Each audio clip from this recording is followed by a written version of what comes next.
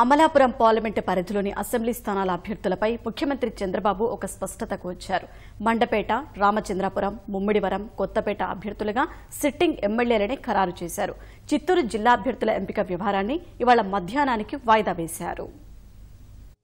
Amalapuram parliament పరిధిలోని assembly స్థానాల్లో తెలుగుదేశం అభ్యర్థుల ఎంపికపై అధినేత చంద్రబాబు అర్ధరాత్రి దాటే వరకు కసరత్తు కొనసాగించారు. అమలాపురం పార్లమెంటు పరిధిలోని 7 అసెంబ్లీ స్థానాల్లో 4 నియోజకవర్గాలకు అభ్యర్థుల్ని ఖరారు చేశారు. మిగిలిన చోట్ల మరింత సమన్వయం సాధించే వరకు నిర్ణయాన్ని వాయిదా వేశారు. అమలాపురం ఎంపీ టికెట్కు దివంగత నేత బాలయోగి తనయుడు హరీష్ పేరును పరిశీలిస్తున్నారు. మండపేటలో జోగేశ్వరరావు, రామచంద్రపురంలో తోట త్రిమూర్తులు, ముమ్మిడివరంలో దాట్ల సుబ్బరాజుకే తిరిగే అవకాశం కల్పించగా అమలాపురం టికెట్ను రాజోలు ఎమ్మెల్యే గొల్లపల్లి సూర్యారావుకు కేటాయించే అవకాశం ఉంది. రాజోలు సీటును బత్తుల రాము ఆశిస్తున్నారు. పి గన్నవరంకు సిట్టింగ్ ఎమ్మెల్యేగా పి నారాయణమూర్తి ఉండగా ఈ సీటు కోసం శేషారత్నం, స్వర్ణలత పోటీ పడుతున్నారు. ఈ 3 స్థానాల్లో నిర్ణయం మరికొంత సమయం పట్టవచ్చని తెలుస్తోంది.